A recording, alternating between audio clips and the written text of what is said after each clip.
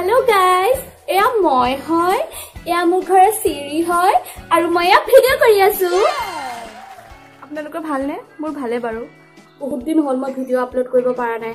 তাৰ মানে মই অলপ এলেহুৱা আছো। মানে কেইদিনমান আগতে যোৰহাট গৈছিলো। সো মোৰ ফাৰ্ষ্ট টাইম হৈছে এবাৰ যোৱা। মানে মই সৰুৰ পৰা বহুত বমি কৰোঁ, সেইকাৰণে মাহঁতে মোক নিনিয়ে ফটো। সো মই নগাঁৱৰ পৰা গুৱাহাটীৰ পৰা নগাঁও পৰা ৰহা মানে এইবোৰে আৰু এইকণতে মই অহা যোৱা কৰি আছো সৰুৰ পৰা। বহুত বমি হ'ল যাওঁতে, আহোঁতে যদিবা গধূলি হৈ গৈছিল। চ' শুই আহি গ'লো, গমে নাপালোঁ। চ' বাৰু ইয়াতে এটা কথা সুধোঁ, আপোনালোকৰ মানে যোনে যোনে ভিডিঅ'টো চাইছে মোক কিবা এটা উপায় দিয়কচোন য'ত মই মানে গাড়ীত গ'লে মোৰ বমি নহয়, তেনেকুৱা পাৰে যদি কমেণ্ট কৰি জনাব হা। চ' সেই কাৰণটোৰ কাৰণে ইমান এটা ভিডিঅ' বনাব নোৱাৰিলোঁ। মোৰ গান এটা শ্বুট আছিলে, সেইটো কাৰণে যাব লগা হ'ল। গানত যিখিনি কৰিছোঁ অকণ দেখাম বাৰু। এইয়া মেকআপ কৰি পুৰা ৰেডি মই। ধুনীয়া ঠাইখিনি,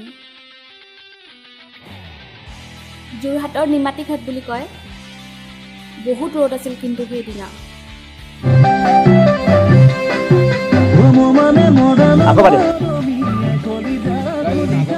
এয়া শ্বুটিঙৰ কিছু মুহূৰ্ত।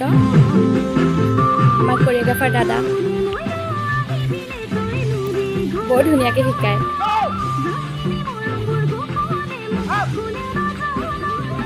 পুৰা জোচ তেওঁৰ।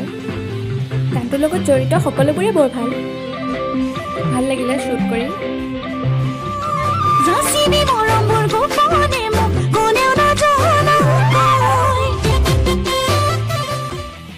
পাঁচটামান বজাত আমাৰ শ্বুটিং শেষ হৈছিল আৰু লগে লগে আমি ঘৰলৈ বুলি ওলাই দিছিলোঁ। এয়া বাটত আমি ৰেষ্টুৰেণ্ট এখনত সোমাইছিলোঁ ভাত খাবলৈ 8:30-9টা মানত। বৰ টেষ্টি আছিল দেই ভাত সাজ। চিকেনখিনিতো আৰু টেষ্টি আছিল। এনেও মই চিকেন বহুত ভাল পাওঁ। আপোনালোকে ভাল পায়নে? ঘৰ পাওঁতে আমাৰ 11:30মান বাজিল। বাটত ট্ৰেফিক আছিল, চ' লাহে লাহে চলাব লগা হৈছিল গাড়ী।